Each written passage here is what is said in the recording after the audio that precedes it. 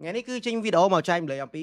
របៀបដោះ Benazor Air បងប្អូនយើងដែលតែងតែជួបអ្នកនរយើងហើយខ្ញុំតែងតែដោះរាល់ដងគឺដោះបានតែម្ដងបងប្អូនយើងណារយៈពេលខ្លះមួយខែពេលខ្លះកន្លះខែពេលខ្លះមួយអាទិត្យពេលខ្លះតែ2ថ្ងៃពេលខ្លះលឿនគឺមួយថ្ងៃតែម្ដងអញ្ចឹងបងប្អូនយើងត្រូវ screenshot នៅកន្លែងដែលខ្ញុំ screenshot ដែលយើងលោតចុះ Benazor Air នេះបងប្អូនយើងណាបងប្អូនយើងចូលទៅកន្លែង setting បងប្អូនយើងតោះហើយបងប្អូនយើងចុចនៅខាងលើបងប្អូនគេអក្សរបកក្រហមហ្នឹងកន្លែង logo Garena មកចុចចូលមកបងប្អូនយើងហើយបងប្អូនយើងចុចតាមខ្ញុំមកវិធីធ្វើគឺស្រួលដែរនេះសម្រាប់ខ្ញុំគឺខ្ញុំធ្វើតែបែបហ្នឹងទេបងប្អូនយើងហើយគឺបានជោគជ័យតែម្ដងបងប្អូនយើងណា គ្រាន់តែពេលខ្លះយូរពេលខ្លះឆាប់តែប៉ុណ្ណឹងអញ្ចឹងអ្នកនាងយើងវីដេអូនេះសម្រាប់ចែកម្លែកទៅអ្នកដែលអត់ទាន់ចេះអ្នកដែលចេះហើយគឺកុំមាត់កុំកកុំខមមិនឌីដង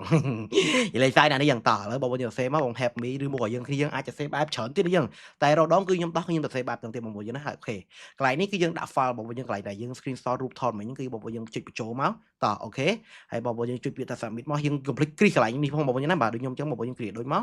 ហើយក្នុងការដោះគឺមានតែប៉ុណ្្នឹងទេបងប្អូនយើងអត់មានអីពិបាកទេហើយនេះវីដេអូសម្រាប់គ្នាដែលអត់ទាន់ចេះហើយអ្នក